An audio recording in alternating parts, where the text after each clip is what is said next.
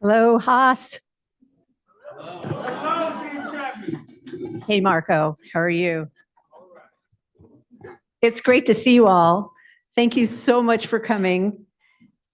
Welcome to the Dean Speaker Series. I'm Jenny Chatman, the Interim Dean at Haas. This is a celebratory event, 15 years of our defining leadership principles. We're so happy that you're here to help us celebrate. I hope you've been contributing to the board behind me. If you're virtual, hello. They look for the YouTube chat, and we're asking you to answer the question, what did the defining leadership principles mean to you? So you can check on this QR code. And if you would do this throughout our event, at the end, we're going to take a close look at what came up. So please feel free to continue to engage. Last month, we conducted a survey of our community about the defining leadership principles on the eve of our 15th anniversary. And we got some really interesting results. 85% of our faculty and staff said that they're using the defining leadership principles to guide the decisions that they're making, right? This is a sign that they're engaged. The DLPs are deeply integrated into the fabric of the school. When asked which DLP resonates most, guess which one came up? No. Confidence without attitude. Right? Interesting. And in some ways, I think that it kind of captures how our community thinks about and approaches leadership. It has to do with excellence combined with humility, and treating people with respect and dignity and so forth. So it actually didn't surprise me, although I will say that of the 4 defining leadership principles, if asked, and you may ask, which one I would modify slightly, I would say confidence with a little attitude. Okay, only because we have a great story to tell. And in some ways, I've always thought of the school as a hidden treasure. And so part of what we're doing over the coming year is engaging the community in a strategic narrative project that allows us to tell our story a little bit better. So think Steph Curry level swagger, right? It's like really well-deserved and justified, right? Not obnoxious, right? That's, I think, what we're going for. And in fact, that tension came up in the survey. The DLPs, people said that the DLPs really presented a distinctive identity for the school, but that in fact, we didn't articulate it as well as we could. So this is a challenge that we've taken up for the year. I couldn't be more excited about that project. You'll hear more about it over the coming months. We've also started to get stories in from our community about how they've used the defining leadership principles in their careers and lives. And I'll just read one that came up to us because I think it was kind of quintessential. This comes from Leslie Little, MBA 1994. I know many of you weren't born yet, but we were doing an MBA program then. And she says, my current startup, Ethical Decision Making Limited, EDM, is a social impact business that embodies all 4 Haas DLPs. Our main mission is challenging the status quo in the talent management industry. We seek to move the needle on the high failure rate of CEOs who are fired in the first 18 months due to unethical behavior. I'm back to being a student always as I delve deep into the latest neuroscience, behavioral science, psychology, and ethics, as well as being a founder and CEO. So we love to hear these stories, so please keep them coming, and we will keep sharing them broadly with our community. And here's our QR code. Speaking of amazing students, Punit Vyas and David Bravo are here, and I'm now going to come over and they're going to ask me some questions. So please welcome them.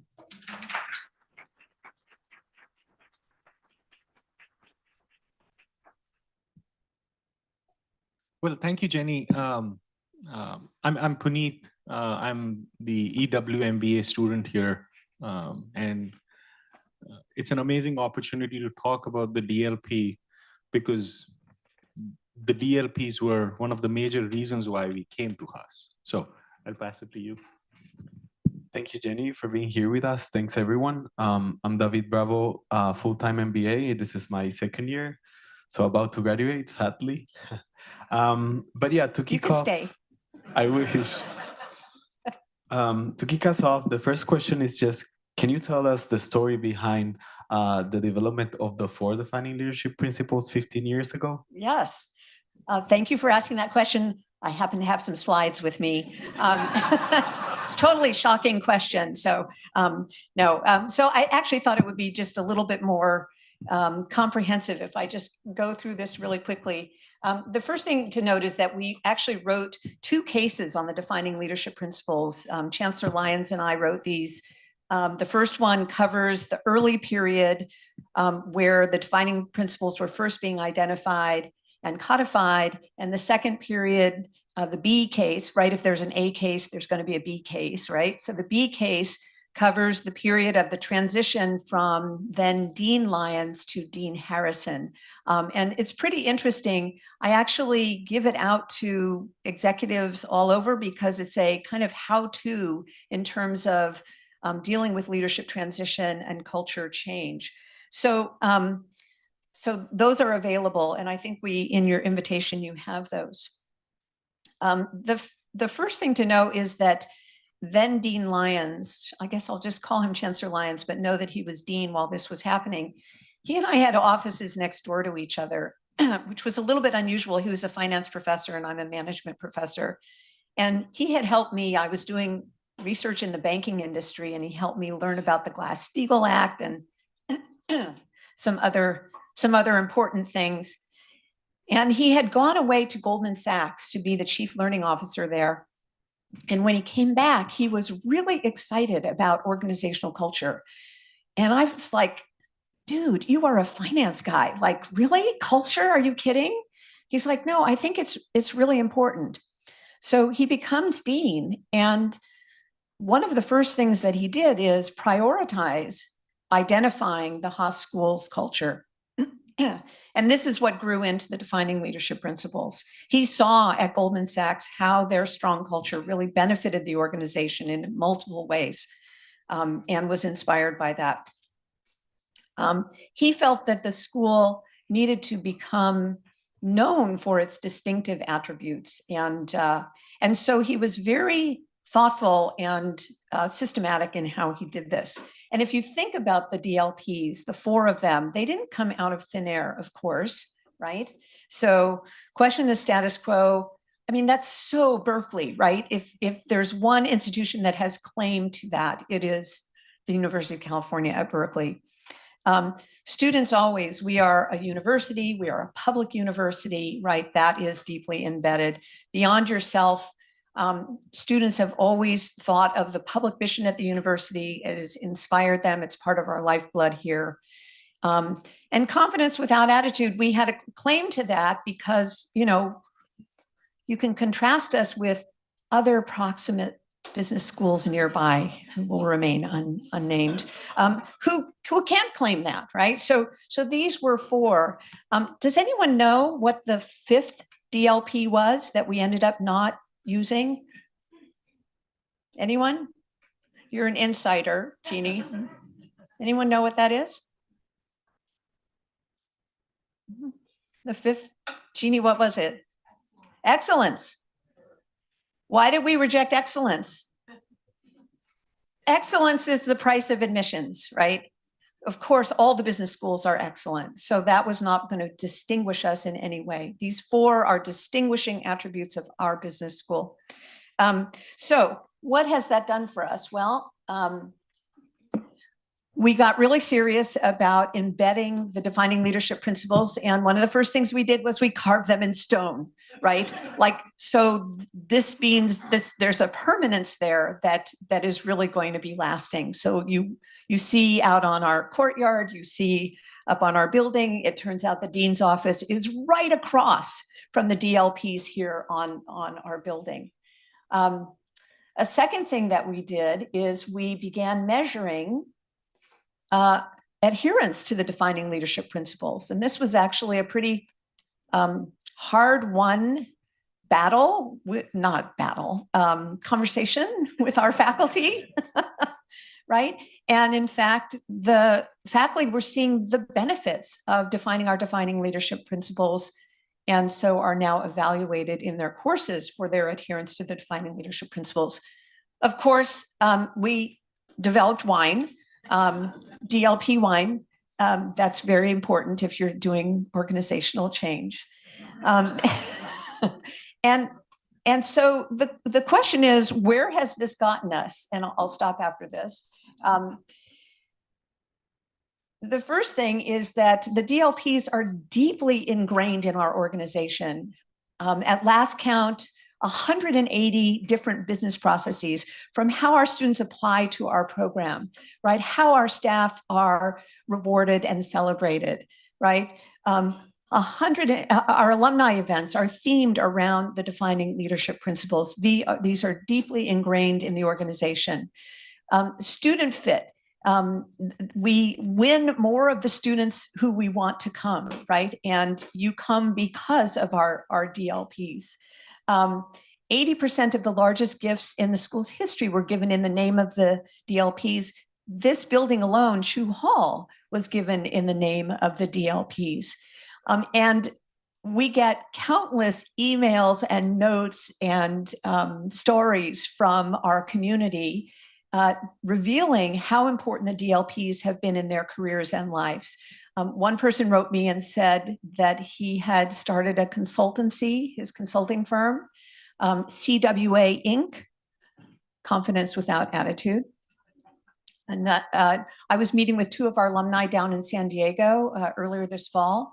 One of them told me he's raising his children according to the DLPs. Okay.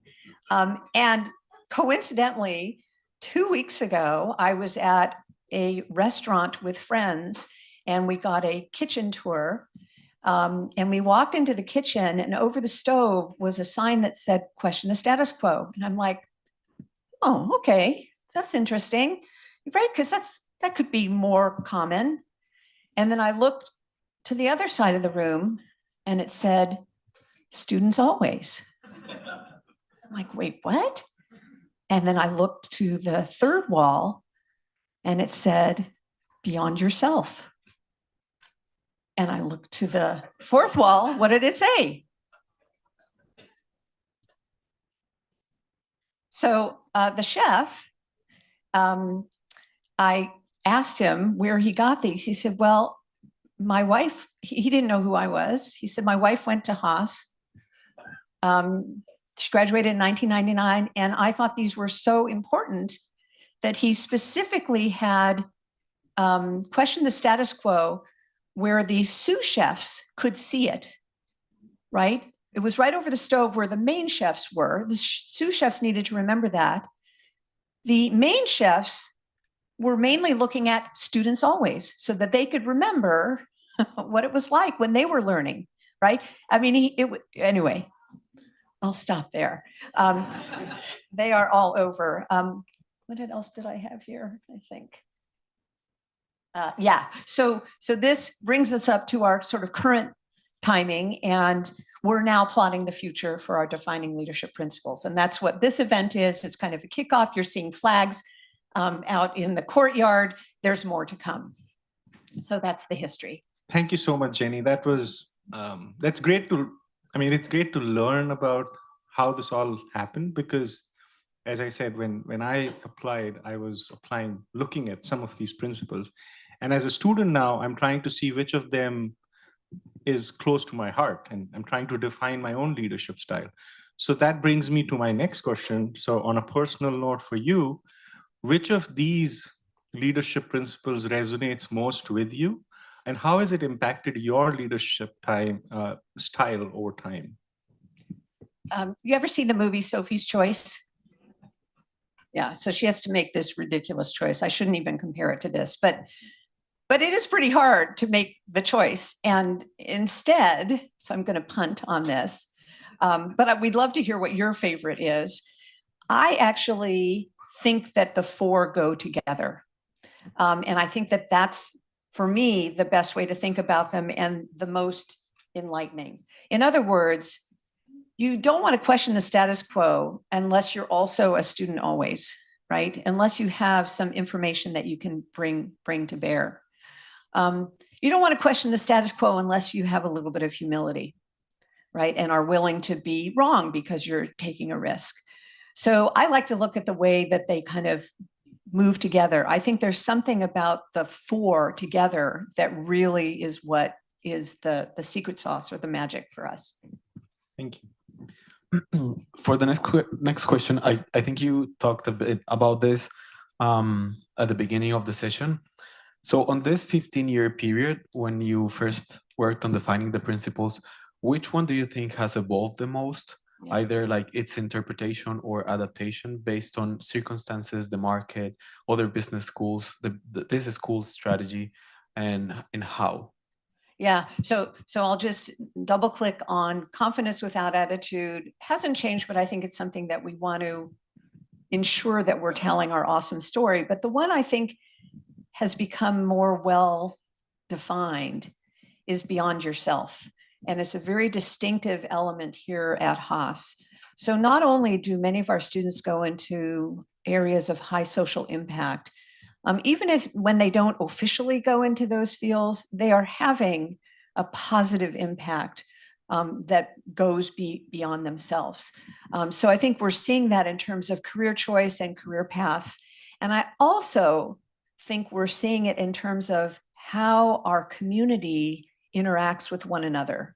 And particularly, I see this among students. I mean, you can contrast us with some of the other top business schools, and it is not the level of collegiality and people having your back and the willingness to work together that we really have here. So I think that's the one that I feel has become richly defined beyond, I think, what the initial expectations were. Thank you again, Jenny. It's good to see how they change. So my next question is around change. How have the principles shaped Haas's response to recent challenges? So for example, the pandemic, the changes in the tech industry, or even organizational cultural changes. So how has that happened? Yeah, it's a great question. And I think there are many ways. We have a big AI proposal that we're putting together, and it's going to really sort of transform the school. But let me give you a distinct data point on how the DLPs really informed us during the pandemic. So what was it, March 20th? Shelter-in-place orders came through. Within 36 hours, we had moved 250 courses online, right? Unbelievable. And, you know, that was a challenging time for everyone. But we also used it as, right, they say never waste a good crisis. We used it as a moment to start to get our faculty to think about the rich curriculum that they were able to deliver remotely. And could this be a possible growth area for the school, right? The University of California is all about access. So if we could have a remote offering, right, at our MBA level, wouldn't that be amazing? We could offer access to a set of students who couldn't come here, you know, in our full-time program or one of our professional degree part-time programs. The faculty saw that they were able to deliver high quality curriculum and in some cases improve on the model, right? And we were the first top business school to launch an online program. It's called our Flex cohort. It's called the Lux cohort, actually. And these students, is there any Lux folks here today? Okay, well, they're probably online. I don't know where I should look. Hello, Flex students.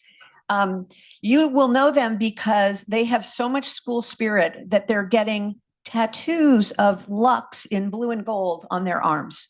Okay, they have blue and gold shoes that match that they all wear when they come to campus twice a year. They have the most school spirit of any group that I have ever seen. It is unbelievable. So here, this questioning the status quo, no one else had gone and done this. Should we move, right? We invested, right, millions of dollars in this very tentative time of COVID. But I think our DLPs really gave us the confidence that we should move ahead and really try it. And it has worked, I think, beautifully. Yeah. Well, those were all our questions. So I'll hand it back to you Great. for the rest of the program. Thank you so both. much. Thank you very Fantastic. Okay. I see here. Okay. So now the really interesting part of the program is to invite our three amazing Haas alumni to the stage. I'm really honored to invite them. These are very, very good friends of the school. First up, we have Elena Gomez, who is Elena is currently the CFO at Toast. She has a long career history of being high impact in really interesting companies and interesting industries. Several Fortune 500 firms. She's been recognized for her leadership as one of the most influential women in business, 2017 by San Francisco Business Times, which is a very heady list. There are amazing women all over the Bay Area. Elena got named as number one. And the thing I am most grateful for Elena is that she is the chair of the Haas Advisory Board and has been just an amazing partner. So another round of applause for Elena. She earned her business degree from Haas, her undergraduate degree in a long time ago. Yeah, right. And there's no date here. That's so interesting. Okay. I know I've started leaving my notes. Marc Singer. Marc is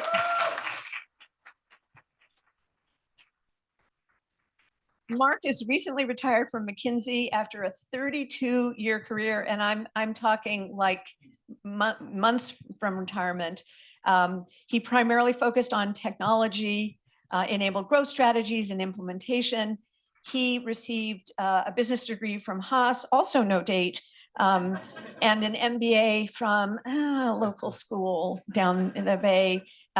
He's a committed high impact Cal alum.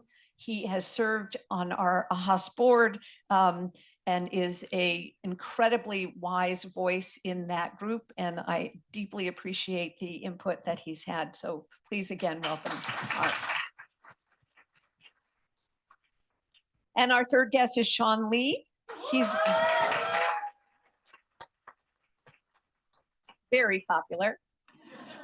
Sean is an entrepreneur in the education and media space. He founded University FM, which is the leading podcast PR agency that empowers universities and academics to produce and distribute podcasts. Even me, we have a podcast called The Culture Kit with Jenny and Samir, which Sean has overseen and produced. Sean received his MBA from Haas in 2020. And he is the host of our alumni podcast, OneHaas, and as involved in our other podcasts as well. Please help me in welcoming him. So I'm going to start with individual questions, and then we have a couple of questions for the whole group. The first one is for Elena. As CFO at Toast, how have you navigated the rapid evolution of fintech and restaurant technology, particularly during periods of industry disruption? And of course, how have the DLPs helped you? Yeah, happy to share. And thank you guys for being here. I appreciate it. I'm sure we're all busy, so thank you. At Toast, just to get grounded, it's a restaurant platform. And so think of if you walk into a restaurant, there's technology that underpins the workflows in a restaurant. And so we like to say we're the central nervous system of a restaurant. And if we've done that, we've done a good job. And so COVID was a really important moment because prior to COVID, not every restaurant was adopting technology. And you probably can see that in restaurants. You'd see Post-it notes, you'd see your waiter taking and like a little notepad and putting it on a little round thing. At least that's how I grew up. And so COVID actually was a catalyst for restaurants adopting technology because they needed it really to survive. And so for me, it's really important to be with customers, spend time with customers, go to restaurants and really see how it's working. And so that's how I've sort of navigated and understanding really what's happening in the restaurant technology field, and not what is the guest experience as an example, like you and I walking into a restaurant. The guest experience today will be very different 3 to 5 years from now. And I know that just by seeing what happened even over the last 3 years. And so just spending a lot of time with customers. And I think that's kind of going back to the defining principles. I'm always learning. You know, I met with one of our top 3 customers 2 days ago. And I asked her, like, what's going on? How are you responding to all of the geopolitical situation? And thankfully in her restaurant, and this is one that we all know, she said, we're sort of insulated, right? And then I talked to a different restaurant in my town, and they're like, we don't know what we're going to do. Like our supplies are directly impacted by tariffs, as an example. So I spent a lot of time intentionally with customers, and that's why I think I'm always a student. Yeah. Learning what are customers' expectations, how can I deliver a better product to them, et cetera. Yeah. I mean, that's so interesting. Did I mention that Elena is the CFO, right? And she's talking about spending time with customers. Oh, yeah. So that's I'm in sneakers a lot walking the restaurant. very remarkable. Are they blue and gold? They are gold. Yeah, good. They are gold. Okay. I guess I need a blue star on them or something. Yeah. Good. We can get you some. We definitely have socks, right? Tenny, we can get some socks. Yeah. Marc, so the DLPs were codified after you graduated. How has the Haas culture influenced your amazing career at McKinsey? And which of the 4 defining leadership principles resonate most with you? Thank you. And thanks all for showing up here on a gorgeous day after what we've been through the last few days. So I think the defining leadership principles somehow, I think you called it a codification. They were here, and they were so, like when Rich iterated on me, you're like, yes, of course. Like wasn't that always the case? And I think what I've particularly liked about them is it helped distinguish this business school. At that time, Haas was among MBA programs 20th, give or take. Yeah. And I know there was frustration here. Like, how can we be 20th and be associated with one of the very best universities in the world? And I personally think because at the time the school stood for nothing other than being associated with a great university. And this was real and distinctive about Cal. It's certainly the McKinsey Company has helped us a lot from a recruiting standpoint that the students stand for something. And I'll link it back to, if this has been at all helpful, when you're a management consultant, and I tell people the last couple of projects I did over the last year, if you looked at the content 5 years ago, if I'd looked at those materials, I would have said, what are you talking about? This is about how do you use AI to drive productivity in your business, right? Like, what's the real strategy to do this stuff? And how do you get moving on it from an organizational standpoint? All these terms, right? Like, so you do have to always be learning new things. You have to be challenging the way we do things. And I would say that, I'm a little biased, but on the confidence without attitude, maybe just without a bad attitude, or confidence without arrogance. I personally believe that management consultants, and maybe we're at more risk of it than anyone, the slightest betrayal of arrogance, people go, I knew they were arrogant bastards and they don't know what they're talking about. No, it's true. And so I think you have to come at it with a little bit of self-assured humility, which is the world's a big, complicated place. Nobody knows even the right questions to ask half the time, much less what the answers are.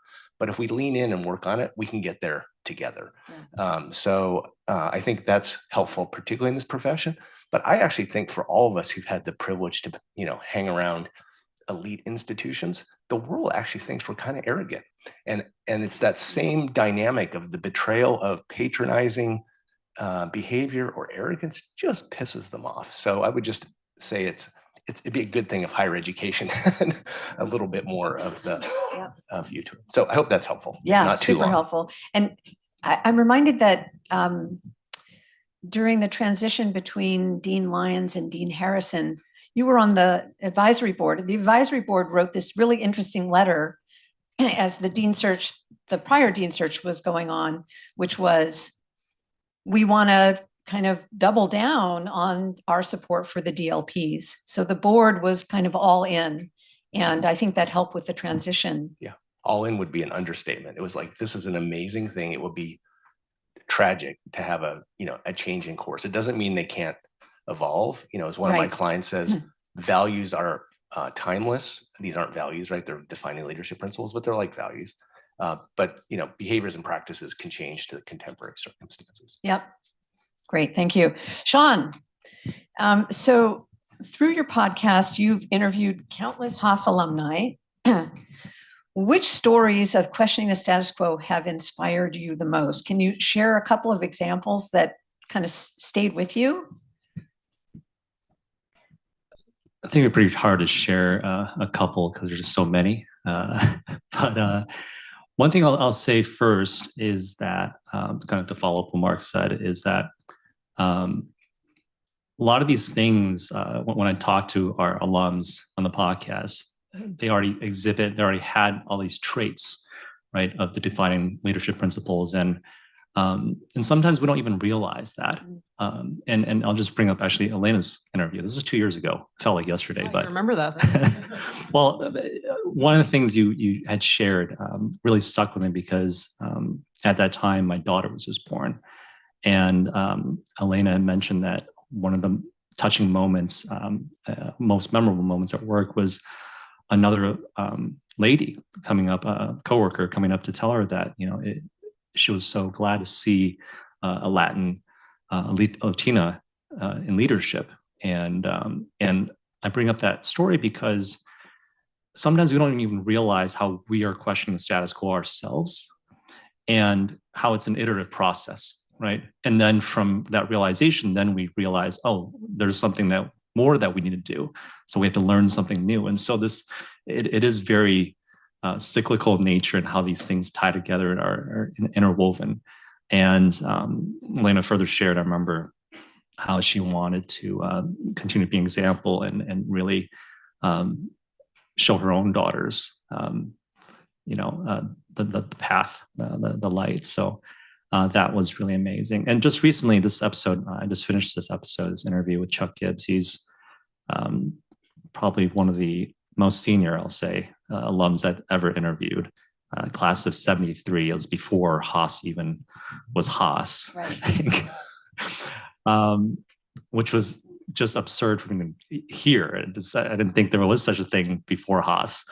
But that episode will be coming out for Black History Month. But it was, him sharing the story of how he himself continually challenged the status quo, where back in the 70s, they were still coming out of segregation. He was actually, from Georgia, and how the chance, I think, Barrows, was he a chance? Barrows Hall. Yeah, how he took classes in Barrows Hall, but at the time, Barrows was actively trying to prevent African American students from coming to the school, to the business school. But he pushed through, and not only did he push through, he questioned status quo on campus, and created all these organizations, and really set the framework, the groundwork for, I think, what I felt like a lot of us to be here today. And so that was pretty amazing. So look forward to that episode in coming weeks. Yeah. When is that one dropping? Oh, probably in 2 weeks. Oh, great. We're working on it right now. Yeah. I'll make sure to listen. That sounds fantastic. Thank you. Okay, let me ask a couple of questions of all three of you, and you can go in any order that you like as the moment strikes you. So how have you incorporated the Haas DLPs into building and leading teams or organizations? And what what's been successful and what's been difficult? Yeah, I can start. When I joined, so I always have felt that I should continue to be a student, always, just from Haas days. And as a CFO, you're constantly challenged with that all the time. And one that really stands out was when I became this Toast CFO. It's a fintech company, but SaaS company, but I had not known fintech. And I was hired, we went public in September. I was hired, my first day was May 10th. And so I had to take I knew nothing about the company. I didn't even know who our, restaurants were. And I had to take the company public within 4 months. So imagine like ninth inning, bases loaded, 2 men on, and like 2 outs, that's what it felt like to me. And so I immediately had to become a student, like all day. Like I found myself studying at night, like I did for finals back in the day. And it was, what I didn't appreciate was the people around me were watching. They were like, wow, I felt like I was acting, because I don't think I knew exactly what I was saying, but I was consuming and learning with them. And they had assumed, well, you're a CFO, so like you kind of should know what you're doing, right? And I was like, well, I kind of sort of know what I'm doing, but in this case, the subject matter expertise around this business and how restaurants work and all that was very new to me. And so I think I really set a tone just by me being new to the business and so on, and made it very comfortable for people to ask questions and also question the status quo, because I came in and was asking a bunch of questions as a student, but it was also questioning, well, why are we doing it this way? And that, I think, allowed everyone else to feel comfortable asking questions and becoming students. So that's how it showed up more recently. But I'll let the others chime in. Yeah, that's an interesting question. And I think the one for me, especially building new businesses from scratch, is question the status quo, the most challenging one. I think the other ones, easy to implement, in my opinion, difficult to execute, but easy to incorporate. But questioning the status quo is challenging because I realize you have to. There's the right time and place to question things. There's a timing aspect, so you have to plan it out, and you have to execute it, right? And you have to follow up on it. It's not just questioning. We're just questioning, as some fellow students during my years on campus thought they were questioning the status quo. It was just complaining, and we're not doing anything about it, right? And, yeah, don't do that. And so you have to follow it up with action, and that's. But when that action happens, it is challenging. For example, one of the things that we wanted to implement very early on for my startup was maternity leave policy, right? But we're such a young company, we don't exactly have all the resources to be able to, or there's enough staff to allow someone to just leave for 3 months or 6 months without finding a replacement. But it was such an important goal for me building this company to have that in place.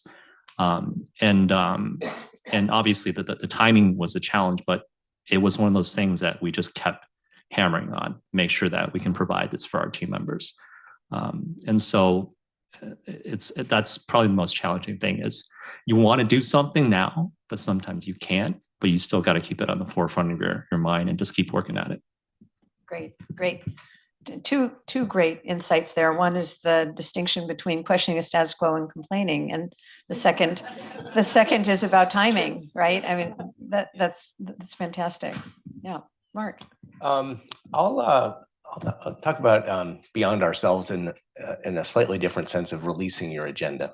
You asked, what is it that's been difficult the last, particularly the last few years? And I noticed this behavior creep in when we were doing all remote work, which was, there was no small talk at the beginning of meetings. And, I spent my career working for people like Elena, and then we've got a charter to go off and get data from people and talk to them and interview them.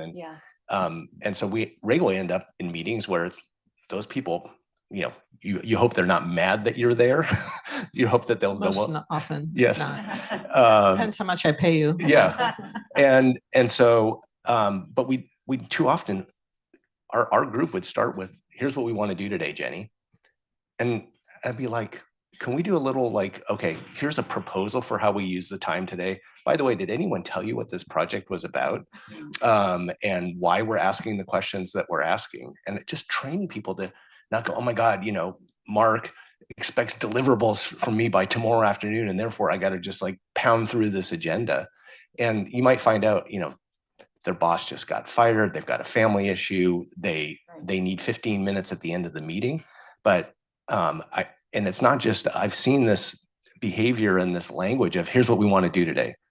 And I just think it's so unproductive, because the person may then spend 80% of their time cycling on something that is only loosely related. So I just think, make sure that you give the chance for people to co-create the agenda with you when you're trying to get difficult, you know, hard things done under time pressure, which is true for lots of us in lots of roles. Yeah, I mean, as you were talking, it got me thinking about my experience as interim dean here at Haas. And, you know, there are difficult decisions that come up. We never have all the resources that we want. We have to make some hard trade-offs. And what I've been inspired by among our staff is this kind of OneHaas orientation, where people are willing to give beyond what's immediately good for their part of the organization, because they know it's going to build up Haas altogether. So we're really kind of anchoring on this OneHaas mentality, which I now realize is a beyond yourself orientation. So that's a great insight. Okay, how about this question? Each of you represents a different decade of Haas alumni.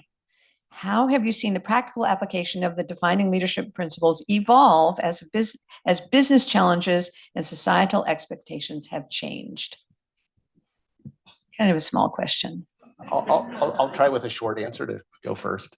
You know, one of the things that I've observed is that, you know, beyond yourself, and I just gave you an example that's a little bit different, can be about what you do individually. It can be what institutions do. I think that over time, I've seen folks who graduated after me have more and more expectations that institutions are going to solve the important problems that they see in the world. And I think institutions often can take a bigger role, but I don't think it means that you can abdicate responsibility as an individual to figure out what you're going to do, versus just hope that Haas is going to solve the problem for you, or McKinsey is going to solve, as your employer is going to solve the problem for you. I think there's a lot of organizations out there trying to do good in the world, and with the training and expertise and commitment to the DLPs that we all have, it doesn't take very much effort to really help a lot of organizations be a lot more effective in the world. Yeah, I'm also on the beyond yourself. I was just thinking about this. Two things I want to say about this. One was my experience here at Haas, and for any current students, this was one of the things I constantly would tell kind of applicants and incoming students who reached out to me, is that just because you got here doesn't mean everything's gonna be spoon-fed to you, right? Like, you have to show up, you have to go beyond yourself, and the value that you're going to get is what you put into it, right? It's very kind of simple concept to understand. And personally, I feel like I got the most out of my education here because I invested so much into everything on campus, starting the podcast and things like that. And on the other note is that going beyond yourself isn't just being compassionate towards people that you find agreeable, right? It's actually being compassionate and seeking to understand people that you don't find agreeable. And that's something, another thing that I think the podcast and all the guests have taught me is that there's so many perspectives and stories out there that you won't know unless you go out and actually hear it. Yeah.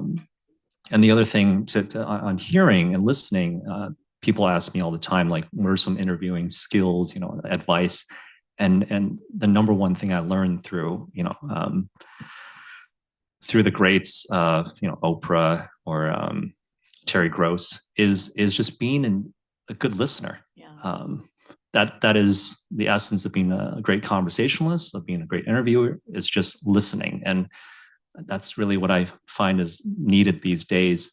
I don't know if it's my generation or anything, but it's just, there with social media and algorithms really just senselessly, dividing us.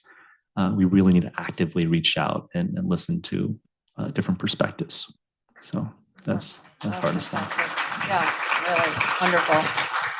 Actually, it made me think about one of my most favorite parts of this job is talking to our alumni out there in the world. I've been to New York, I've been to Southern California, I'm going to Asia, and listening to the stories of how this place how people have used this place to transform their lives, which is, I could listen all day. I mean, those are just remarkable stories. All of you have those stories, and all of you as a community should ask around, because the stories are just remarkable. Yeah. Yeah, I have a different take on the question, which is I do believe while there's probably, and you said it earlier, Marc, that there's probably some tweaks and modernization to the defining principles, but I do think overall they're enduring, and they will, in 10 years, we'll still be talking about them. In 20 years, we'll still be talking about them. And then you just said it, I think all of us may experience it in different ways at different times. But just beyond yourself, just to tag on to what Sean was saying, there isn't an executive out there or an non-executive, really anyone in the workforce who hasn't had to think beyond themselves to get something done, or to influence an outcome, or to get someone on the other side of the table to agree to a decision they may not want. And that's just a fact. That's just the reality of how business is done. And so we often in the workplace call it, let's agree to disagree, or disagree and commit. I'm sure you guys have heard those words. But that's really someone coming to the table and saying, well, this is my angle, but Joe thinks about it this way. Maybe there's a compromise. That happens day in and day out. And it happened 20 years ago. It's going to happen 20 years from now. It's always going to be that. That's just an example of how that defining principle is enduring. Yeah. And then all the others we could go on, and I'm sure you guys all have your own stories, but I think they are enduring. In my mind, that's how I see them. Yeah. Very, very profound. Yeah. Okay. Last question. What advice do you have for our current Haas students and recent grads about living out the 4 defining leadership principles in their careers and personal lives? I'll start with your, if that's okay. You said it's like choosing your favorite children or Sophie's Choice. Yeah. I think of it as a little bit of a recipe where they're almost multiplicative in their power. And so if you only exercise 3 of them, you don't get 75% of the potential impact. I think they're a powerful recipe for impact in the world. So pay attention to all of them. And I think you can use them. I've certainly used them to coach and develop younger folks, even if I haven't told them. These are carved in the wall at my undergraduate business school. But when I'm at a loss for this person's just not being effective, I find it a reasonable framework to think about which of these things isn't working. Because it usually isn't that they're not smart. That's like, it's to the excellence point. It's table stakes. Right? Almost everybody we deal with is more than smart enough for the task at hand. It's usually some of this is not working. So use it as a framework. Nice. So useful. Yeah, I'll build on that a little bit more too. My advice, if you get lost, because sometimes you might forget 1 or 2 of them, because there's 4. Because there's 4. Yeah. You'd be surprised. I mean, so the wording sometimes I just like, what was that wording again? Anyway, something grounding for me that I've leveraged is just starting with student always. If you forget, because I feel like that it lays a foundation for a lot of things for me personally. And that's what I teach my team. I also teach this to my team, and we have these guiding principles in our own company. Because and for me, student always is also curiosity. That's something I teach my kids. That's a very important trait that I want to pass on to my kids. Curiosity is what allows you to think beyond yourself, right? Be curious about other people. It allows you to learn and build confidence, right? And then, see, I already forgot the fourth one. They're around, you can read them. Question the status quo. Of course, question the status quo. The student always allows you to question the status quo. So that's really how student always sticks with me. That's my favorite one. But that's my advice is start there. That's a nice way of framing it. I like that. Yeah. Yeah, I'm going to cheat and that's what I was going to say. Like, I think once you leave Haas, you don't stop learning. You really continue your learning. It's a lifelong sport, I think. And you said it earlier, they're all very related. I don't think one is more important than the other. For me, that one lands really well because I can think of many times in my career, early and later in my career, where I'm still learning. Yeah. And I show my kids that all the time. Like Mom, actually, I was tested last night because my kid had a geometry, something corresponding angles, and I was like, "Whoa, this is beyond. This is beyond like ChatGPT. Let me get this proof solved." SolCon, call some people. But anyway, just showing that you're always learning, even as you are later in your career, early in your career. Yeah, amazing. Hey, can we give our panel a huge round of applause? Thank you. Just fantastic insights and perspectives. Wow, what a great offering. Thank you. We're going to look at our board now. Is this what we came up with? So the biggest ones are the most often. So the blueprint, authentic representation, community, the DLPs are a differentiator, guiding light, shared values. My core, that's nice. North Star, outside the box. Very cool. We're going to keep building this and we'll keep looking at it over time. Thank you all for coming. This is amazing. It shows great sort of school spirit, and your interest and your contributions will keep us evolving on the DLPs. We'll keep them fresh and refreshed and keep them moving. Thank you, Elena, Marc, Sean, Sarah Butker, who organizes the Dean Speaker Series. She never wants a clap, but Sarah and Carrie, where's Carrie? Amazing. Yeah. Special thanks to our Dean Speaker Series, Puneet and David. Continue to live out the DLPs. You inspire us and your stories inspire us. I want to hear if you're raising your kids this way, how it's working, or if you're going to place the DLPs in your business, what angle are you using? I love to hear these stories. Thank you so much. Go Bears. Oh, hey, grab a, we have pins if you want a pin, and there were cupcakes. I don't know if, there are cupcakes in the back. Be sure to grab a DLP cupcake. Thanks, everyone.